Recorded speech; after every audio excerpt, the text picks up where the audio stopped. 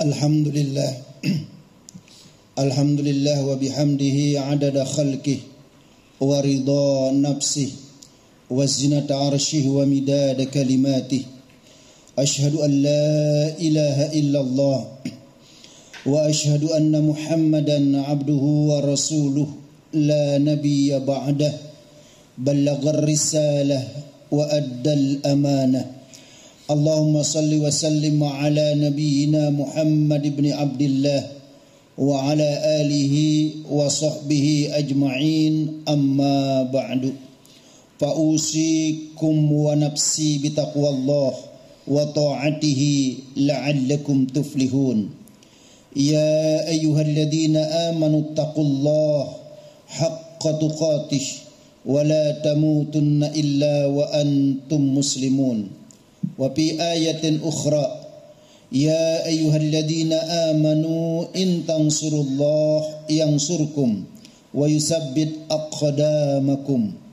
Wa qala Rasulullah sallallahu alaihi wasallam, man qutila duna malihi fahuwa syahidun, rawahu Muslim.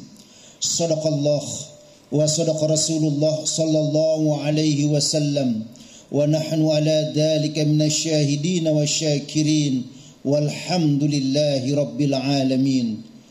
Ma'asyiral muslimin, ahlul jum'ah yang dirahmati dan dimuliakan Allah subhanahu wa ta'ala.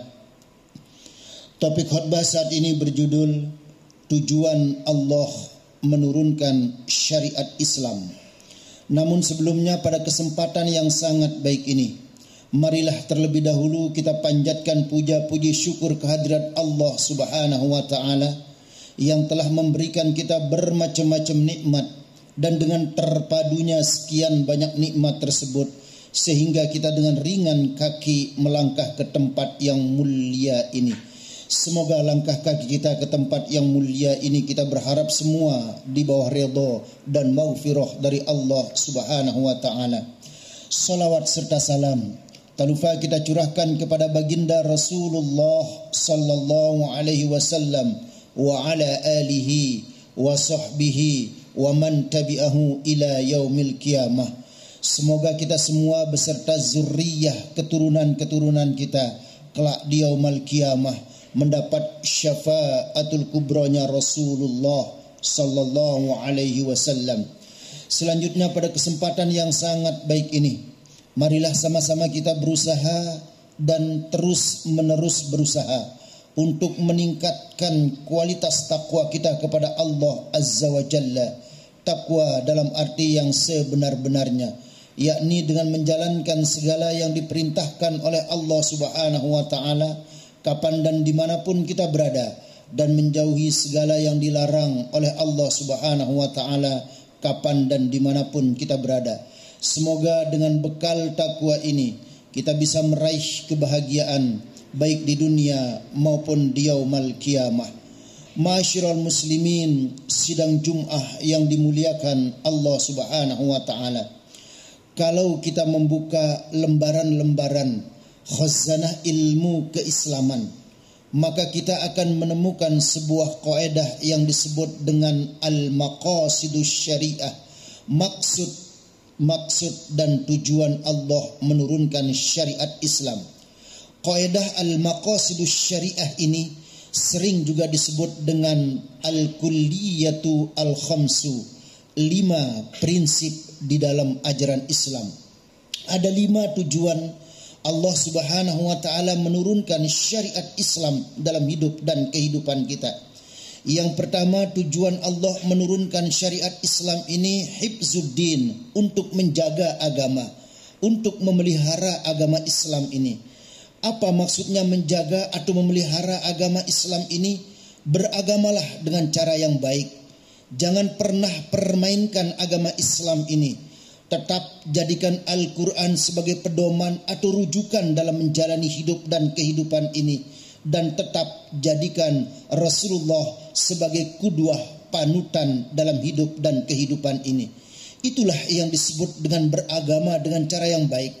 Ketika kita beragama, ketika kita memelihara agama ini dengan cara beragama dengan cara yang baik, menjalankan ajaran Islam ini dengan baik, maka Allah Subhanahu wa taala di dalam surah Muhammad surat yang ke-47 ayat 7 berjanji, ya ayyuhalladzina amanu, wahai orang-orang yang beriman, intang surullah, jika kalian menolong agama Allah dengan cara beragama dengan cara yang baik, tidak mempermainkan agama Islam ini, lalu menjadikan Al-Quran sebagai rujukan dan menjadikan Rasulullah sebagai kudwah, panutan dalam hidup dan kehidupan ini, yang surkum, maka pertolongan Allah pun akan hadir dalam hidup dan kehidupan kalian.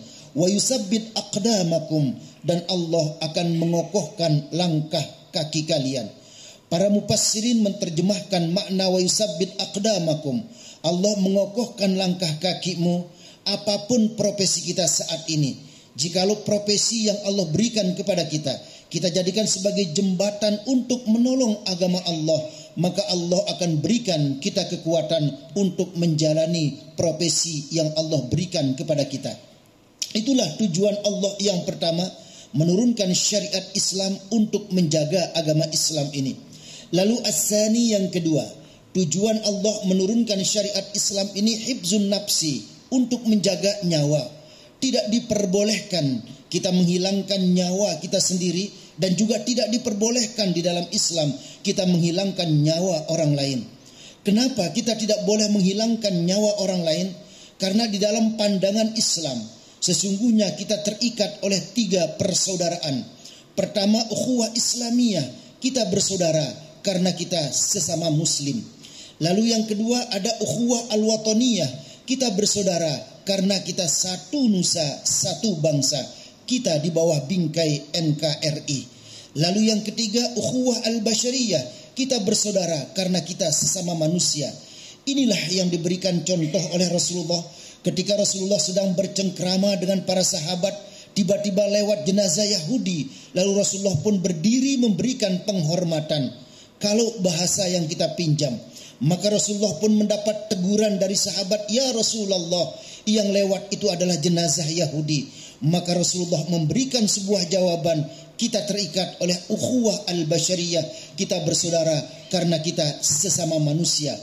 3 persaudaraan inilah yang kental mengikat kita, sehingga kita tidak boleh menghilangkan nyawa orang lain.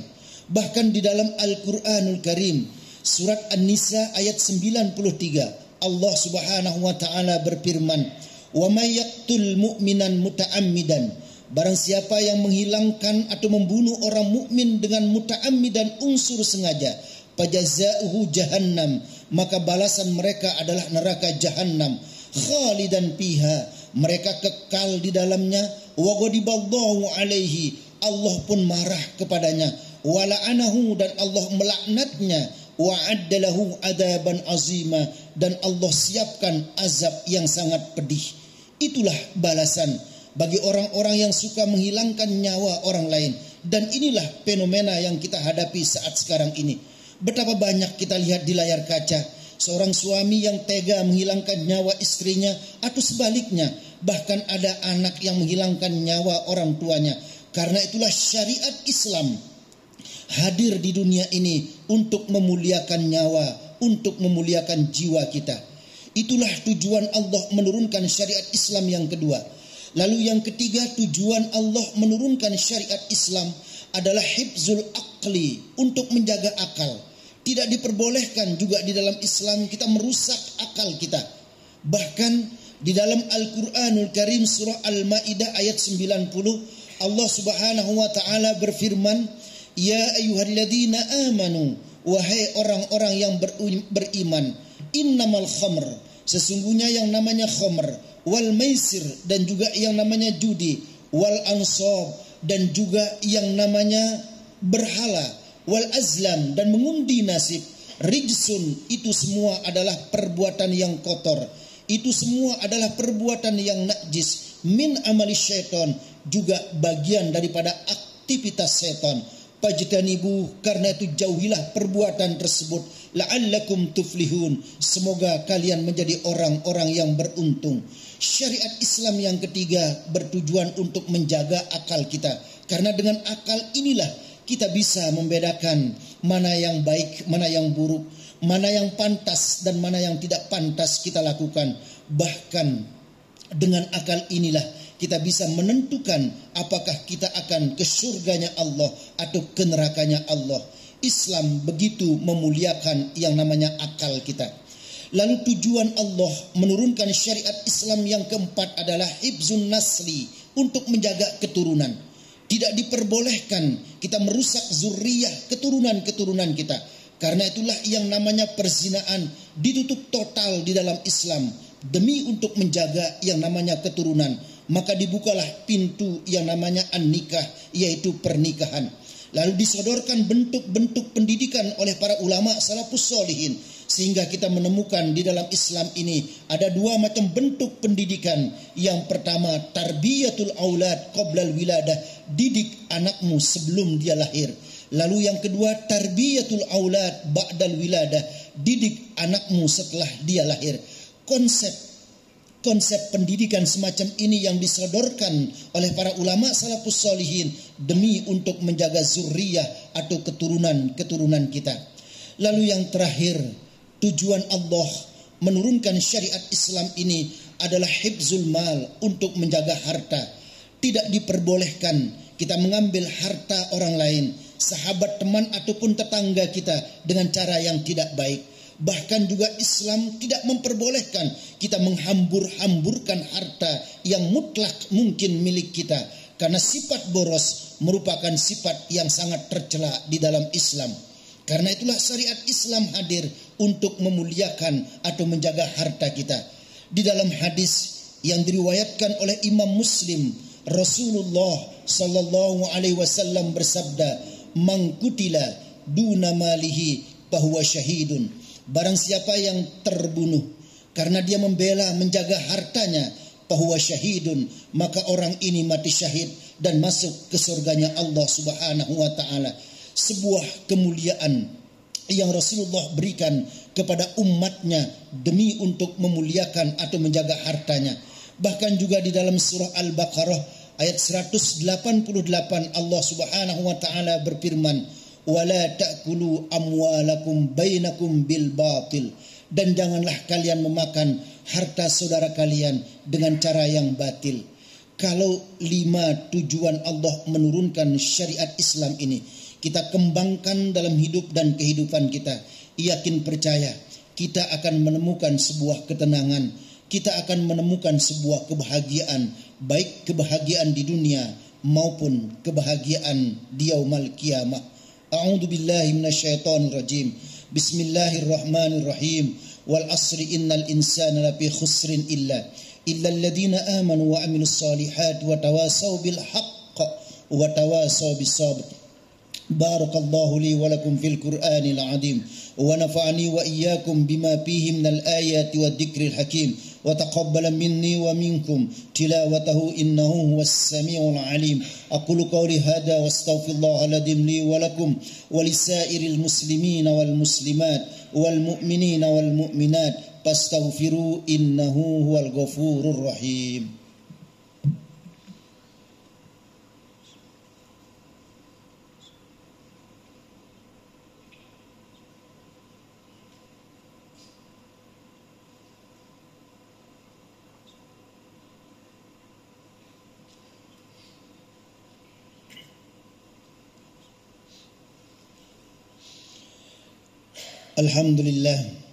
Alhamdulillahilladzi hadana lihada wa ma kunna linahtadiya laula an hadana Allah.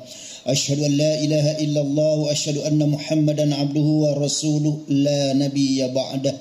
Ballaghar risalah wa addal amanah wa nasahal ummah wa azalal gummah. Allahumma salli wa sallim ala nabiyyina Muhammad ibn Abdullah wa ala alihi wa ashabihi walladzina saru ala nahji wahtadaw bihad ila yaumil qiyamah, amma ba'du. Fa'usikum wa nafsi bitaqwallah wa ta'atihi la'allakum tuflihun. Ya ayyuhalladzina amanu taqullaha haqqa tuqatih wa la tamutunna illa wa antum muslimun. Wa fi ayatin ukhra, innallaha wa malaikatahu yusalluna 'alan nabi يا أيها الذين آمنوا صلوا عليه وسلموا تسليما ورضي الله تبارك وتعالى عن الخلفاء الراشدين وجميع الصحابة والتابعين ومن تبعهم بإحسان إلى يوم الدين. أيها الإخوة المؤمنون رحمكم الله، أدوا الصلاة في جماعتها وحافظوا على جمعاتها ومروا بالمعروف وانهوا عن المنكر تكونوا من المفلحين، استجابة لقوله تعالى: ولتكن منكم أمة يدعون إلى الخير ويأمرون بالمعروف وينهون عن المنكر وأولئك هم المفلحون. تواصوا بالحق تواصوا بالصبر وكونوا عباد الله إخوانا. المسلم أخو المسلم لا يظلمه ولا يحسده، كل المسلم على المسلم حرام دامه وماله وإرضه. وإننا لندرأ إلى الله في هذه اللحظة وفي كل لحظات الملتسبين لحظات الإجابة والرضا والقبول، فنقول: اللهم اغفر للمسلمين والمسلمات والمؤمنين والمؤمنات الأحياء منهم والأموات. اللهم أصلح ولاة أمور المسلمين أجمعين ووفقهم لما تحبه وترضى من نفع العباد والبلاد يا كريم. اللهم بارك لنا في رجب وشعبان وبلغنا إلى رمضان. ربنا آتنا في الدنيا حسنة وفي الآخرة حسنة وقنا عذاب النار. عباد الله، إن الله يأمر بالعدل والإحسان وإيتاء ذي القربى وينهى عن الفحشاء والمنكر والبغي يعظكم لعلكم تذكرون. فاذكروا الله العظيم يذكركم واشكروا على نعمه يزدكم ولذكر الله أكبر والله يعلم ما تصنعون. أقيم الصلاة.